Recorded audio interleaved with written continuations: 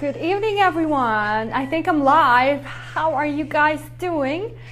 This is Anna, and it is Money Date Wednesday. That's what we do here. I actually feel glorious. I had 7 meetings today. I don't know how I'm still able to talk, but I'm so excited.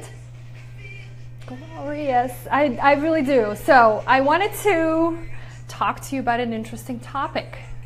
So I'll let you all take some time to hop on, drop an emoji, drop a comment when you come in here. I am excited to see you. Hi, Jim. Awesome to have you. How are you doing? I hope you feel glorious. So it's been a long day, as you know, but got an interesting topic I want to discuss today. So we'll get to it. Can you believe it? It's Wednesday. So the days are just flying by.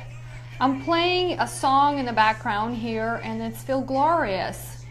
I don't know why I like it. Because we always, every day we get a chance to start again.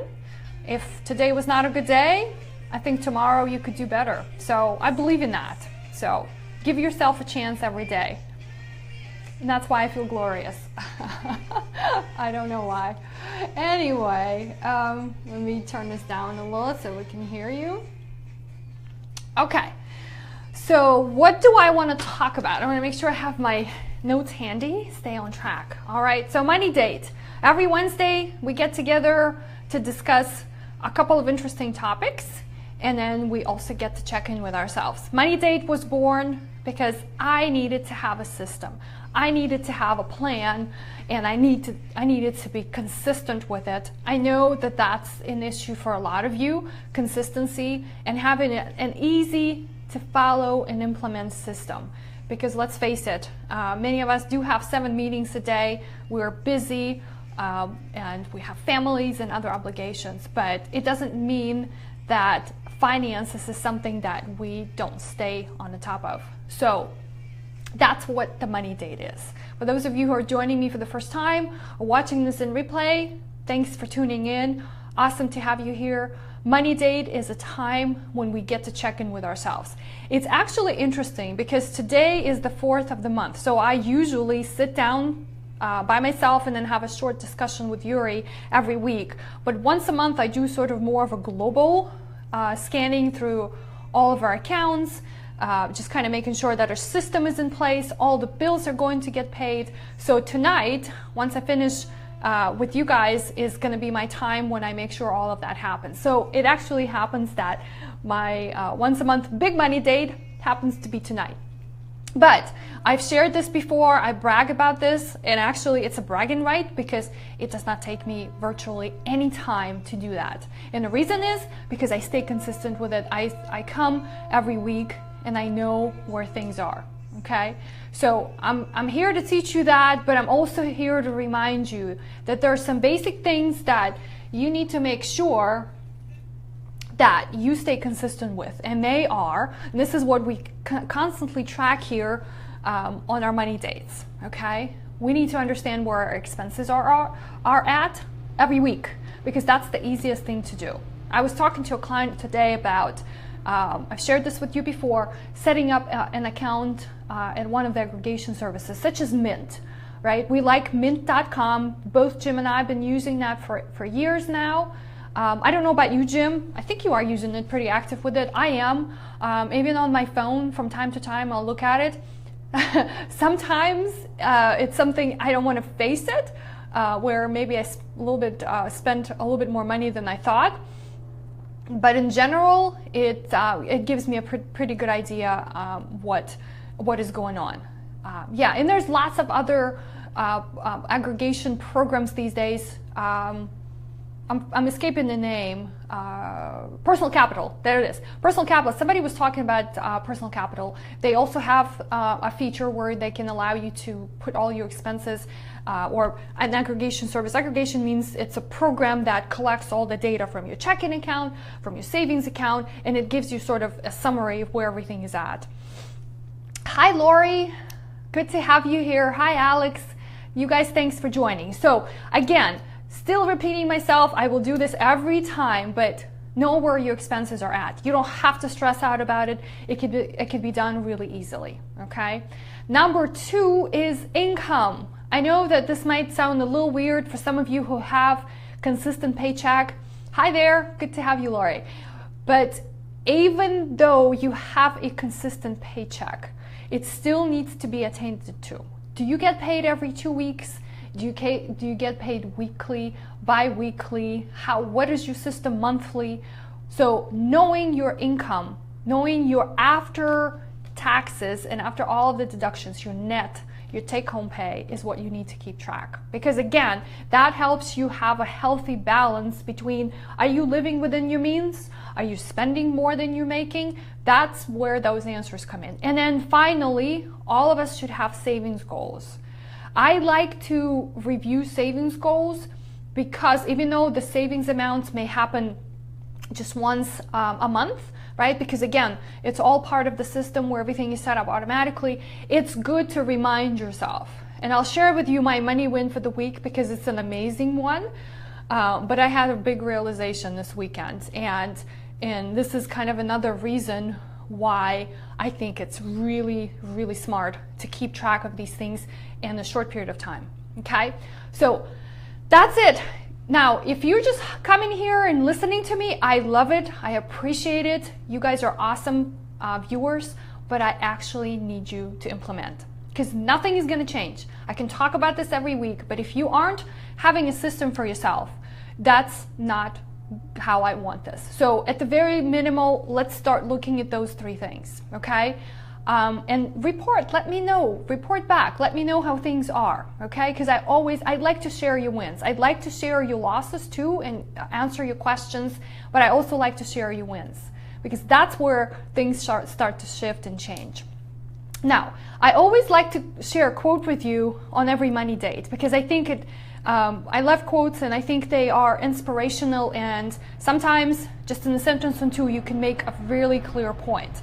So my quote for today, and it kind of goes along with the topic of how do we start investing, okay? Because up until now I haven't really talked about investing much with you, but I think we can start and take baby steps because the concept and the topic of investing is really complicated and we can talk for weeks and months probably about it, but I'm going to start with baby steps and see how we get there, right? Because again, if we can get our foundation and the basics that I'm teaching you right to start with, then of course we can get to a point where we have enough money to invest.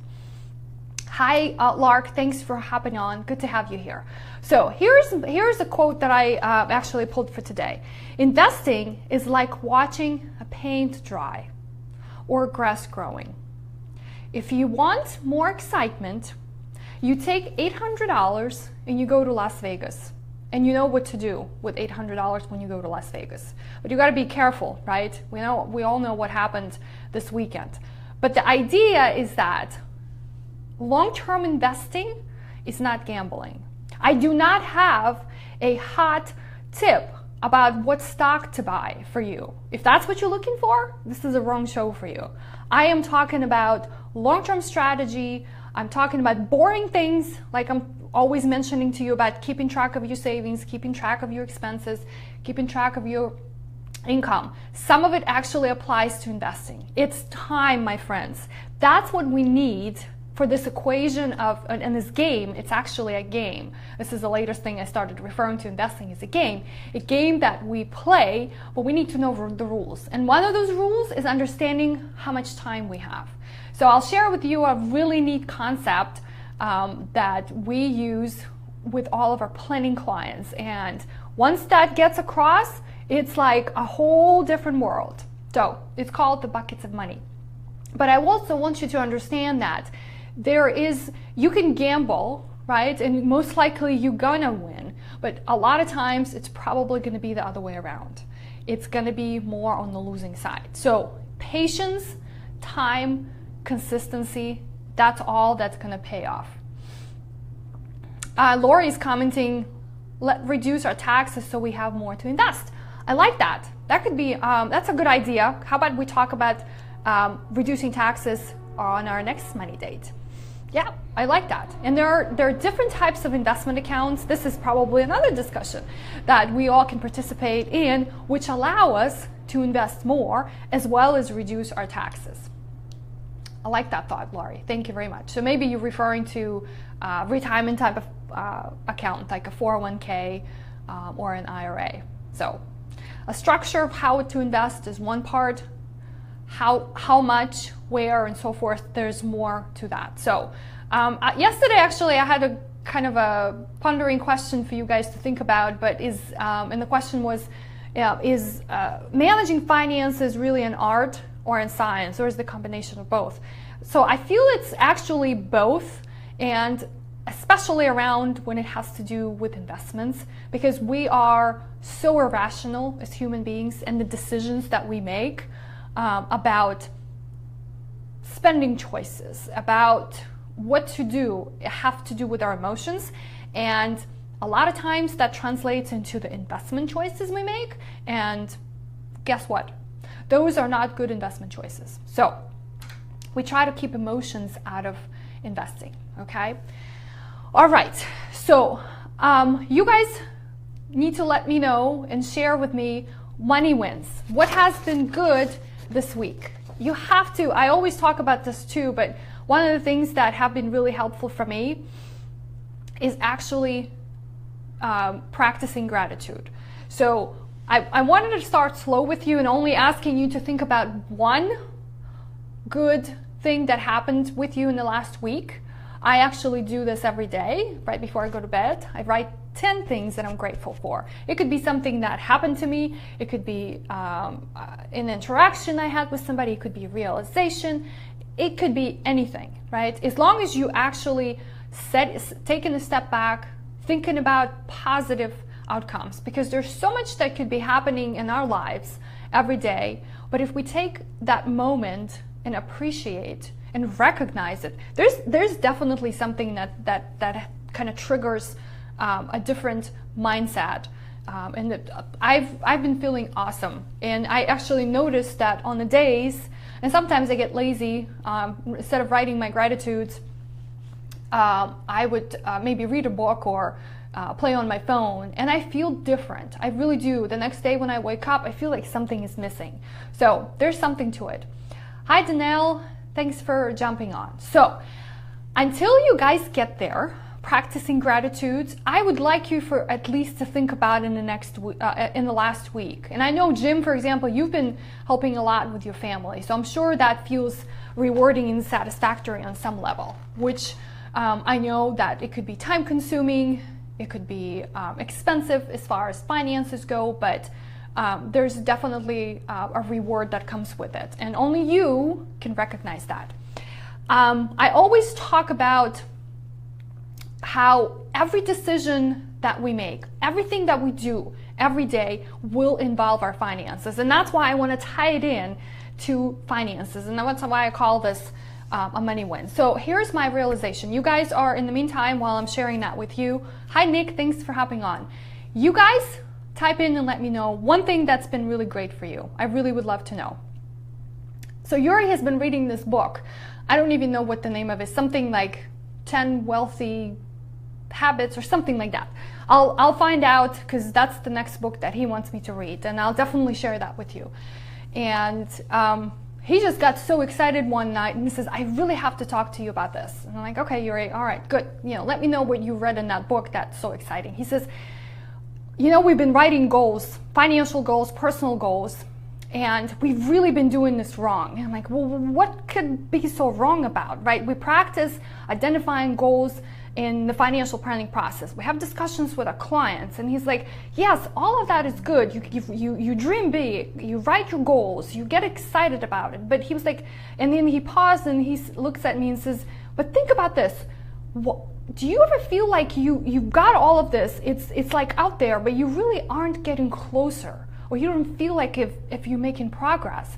And so I sat down, I stopped for a second, and I was like, that is actually true.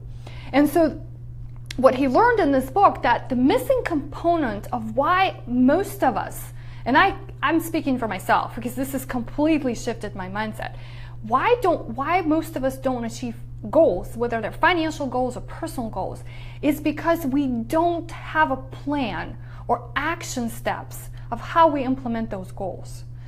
And so I sat down, I pulled my notebook where I write my goals, and I looked at them and like, they are exciting, but it is actually true. It is so hard to see when you have a big goal, how are you gonna get there? And so Sunday afternoon, I actually sat down and I outlined the steps for some of the goals that I had been writing for a very long time. And it's transformational. It still needs work, but at least now when I write my goal, I have a connection. I know that there are actual steps. I can see it. It's like having a vision and actually having a map to get there that you design. It completely shifted my mindset about how to approach that. So I've got a lot of goals, and personal goals, professional goals. So I'm working actually in incorporating that into everything I do. And it's like, why, in looking at like interaction with my team, is like, why some of these things or some of these projects that I have been thinking about have not really moved along. And the reason is because I did not have a precise plan of how to implement it. So that is my money win. I don't have any financial value to add to that, but it's beyond that. It's actually priceless. So I hope that was helpful. I will look up the name of the book that I got this idea from, or this concept. I'll definitely share it in the comments. I think it's going to be a neat book for us to discuss on our next money date. So with that in mind, you guys, I can't see your comments, so please let me know what you think. Share with me your money wins. Something, one little thing that has been really awesome. I know there must be something. It can't be that you're all that boring. I know you're not. So I want to get into it. I know you're interested to learn about how to start investing, and I want to tie this in a little bit to what I shared with you as far as my money win and realization this weekend. When we talk about investing, okay, we have to start with very basics. We have to start at the beginning and ask ourselves a question. A very simple question is, what are we investing for? If we can answer that question, and I'll repeat it again, what are we investing for? Then the decisions of what to invest in becomes much, much easier to make. And especially for an advisor like myself, when a client comes through the door, right, or you guys are asking me a question, what should I invest in? And my question back to you is, what are you investing for? And so examples of how to answer that question could be, well, Anna, I want to retire in 5 years, or I want to buy a house, I want to buy a car, I want to travel. Those are all examples of goals that require capital or an investment in order for us to achieve that. One other point to make here is when you're identifying what is it that you're investing for, because if you don't have specifics, just like in my example of having a plan to follow through with your goals, you aren't going to be able to figure out the type of investments that you can invest. Okay, so the question is, what are you investing for? And then when are you planning to achieve that goal? Because if we don't have a whole lot of time, and that's where I'm segueing into discussing with you the buckets of money. If we do not have a lot of time for the investments to do what they're supposed to do, if it's only a short-term thing, then we are not going to take a lot of risk with it. So very simple. If we have a short-term goal, we aren't going to spend a lot of time, or we're not going to have a lot of time to invest. So that means we cannot take a lot of risk. If we have a goal that's going to take place in 10 years or 20 years, retirement is for many of us is that, right? Then we have a lot of time. So that means we can take the risk. Example of going to Las Vegas and gambling is neither one of those examples. It's not a short-term goal. It may be something you want to do, and if that's the case, do it, but it's not an investment, okay? As my coach stated earlier, it's something that takes time to do, time to grow, time to accomplish, okay? So once we identify what is it that we're investing, and I gave you examples of the goals. Those are exact steps that if you were sitting right here in front of me in my office, this is the conversation we'll be having. Okay, so now we start introducing this concept that's called buckets of money. Okay, now this concept came, I'm going to share my screen in just a second with you. Hi Brian, thanks for joining. Oh, awesome to have you here. Yes, I'll give you lots of buckets of money. You just have to stay on for the show and tell me what your money win is. Otherwise, you're not going to get any buckets of money. So there is a book, and there's lots of, actually not just one book, there's lots of articles out there that talk about this concept. But the first framework that we have to put in place is, what are our goals? We have short-term goals, we have midterm goals, we have long-term goals, right? So we've identified what they are. Now, let's look at the kinds of investments that we're going to try to select so that we can achieve each of those three different types of goals, okay? That's where this concept, it's a concept that I'm talking about, the buckets of monies. So let me share my screen in just a quick sec with you so that the actual visual diagram is going to make a whole lot of sense to you, and then I'll walk you through it, how I approach it. So let's see if I can do this.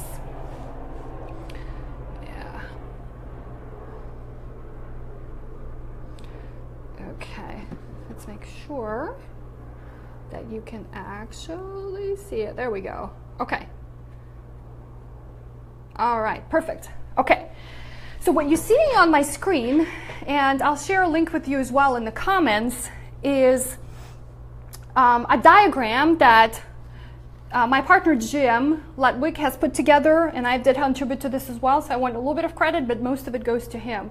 And this is based on a book that's called Buckets of Money. So what you're seeing here at the bottom are those little cylinders. We call them buckets. And the names for them are bucket 1, bucket 2, and bucket 3. So remember how I mentioned, hi Brianna, thanks for hopping on. Remember how I mentioned is that if we have a goal that's going to take place in a very short period of time, that's probably what we have to think about in terms of a bucket 1. So the most typical example of a goal that goes into bucket 1 would be emergency reserves. I talked about this with you. It's having proper curveball savings account, right? So we do not start investing, right? Or we don't recommend to our clients to start investing until we have the bucket 1 in place. So if you guys are at a place where you don't have emergency reserves taken care of, we probably shouldn't be talking about bucket 2 and bucket 3, because again, if something happens in a very short period of time and you have no reserves to cover yourself, that's where that's going to be an issue. So as you can see on the bucket 1, and I'll use my mouse to comment on this, we have things like CDs. And so here's the ideas of what will go into that bucket 1. So because it's short term, anything less than 3 years, there's no volatility exposure, right? You do not take a lot of risk. That money needs to be safe. So examples of safe type of investments are CDs, money markets, right? Savings accounts. I just had a discussion, 3 discussions today with clients about where do they put their emergency reserves. We like high yield online savings accounts, right? That would be type of an investment that will be appropriate for bucket 1. Okay, now bucket 2 and bucket 3 are quite different. So I'm going to start with bucket 3 and then circle to bucket 2. Most of us have a goal of retirement at some point, okay? And a lot of us have started saving in retirement accounts. That's just because something that we do. We have plans available to us through our employers. No need to put some money away and so forth. But a lot of us don't really think about what's the appropriate mix, what do we need to invest in, so forth. But at least we know that it goes in the bucket 3, right? Bucket number 3. And the combination of the different types of investments that you would select for that bucket would be stocks, bonds, real estate, commodities, right? Different types of investments. And this chart right here at the top, as you can see, hi Nick, hi Elizabeth, thanks you guys for hopping on. This chart at the top, we try to put a sort of a sample allocation. Allocation is a recipe, is a fancy term for recipe. But if you're thinking about how to design your portfolio, bucket 2 and 3, and let's say you are, you call yourself an aggressive investor, that means that your recipe or allocation for your portfolio should be about 80% in stocks, 20% in bonds and cash. And that would apply to bucket 2 and 3. Now, these are just some guidelines that we put together for us to use with clients to kind of explain to them why we feel that somebody, when they're an aggressive type of an investor, should invest in these specific percentages, and that's how they break down. But again, if I had a 401k account, that's probably, if I was an aggressive type of investor, that's probably how I would allocate it. Now, the bucket 2 is really interesting. Most people, when I look at these, at the breakdown, most people, hi Deb, hi Cruz, thanks for hopping on, good to have you guys here. When I look at clients' portfolios, and Jim probably can confirm this, most people have bucket 1 or some form of bucket 1 because we know we have to have emergency reserves. And some of us have started bucket 3 because we know we have to save for retirement. But not a lot of us have this, what I call this midterm kind of bucket, right? And that's, in my mind, is like 5 years away. So think about a goal that's going to take place in 5 years. And that's your bucket 2. Right? Now, again, to emphasize, the buckets aren't necessarily designed for you to move accounts and put in them. It's more of a concept. You think about your bucket 1 account or as your emergency reserves. You think about your 401k or an IRA or some other retirement type of plan is your bucket 3 money, and you know that with that bucket you can take more risk.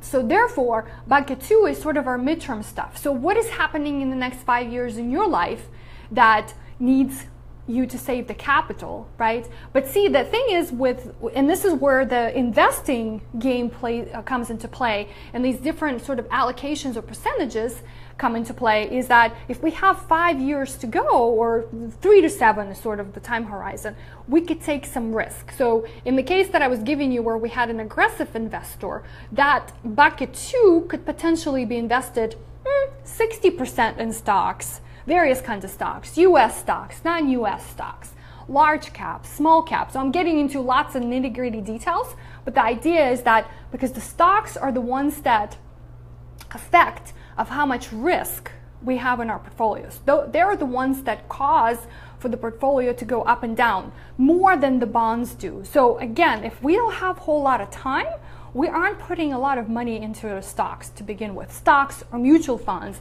that consist of stocks, or index funds, or exchange trade funds. So there's lots of variations of different types of assets that we can pick.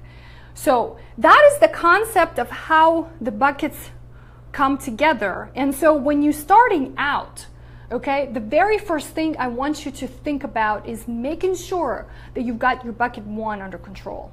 Okay, once you have that, then we can start focusing on the rest of the buckets. Most likely bucket 3, because let's face it, we all want to retire at some point. So we've got to, and we have, for those of us who are younger, have more years to go, right? The time, this is the secret sauce to the investing, right? Obviously, there's lots of different strategies. There's all kinds of hot investments that you can buy and you can gamble. I had a client who actually asked me yesterday about buying, what did they want to do? Oh, they wanted to play with options and futures. And I was like, wow, that's something that I have no experience with other than what I studied in my CFP books, right? And I had no clients that ever done something like that.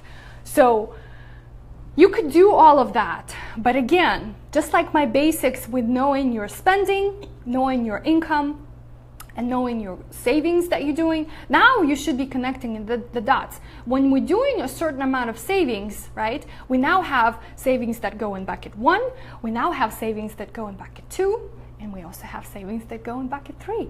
So that's it. This is that secret equation or formula, or whatever you want to call it, of how you start investing, right? So getting your bucket number 1 under control, make sure we have appropriate amount of reserves. I've talked about this number of times.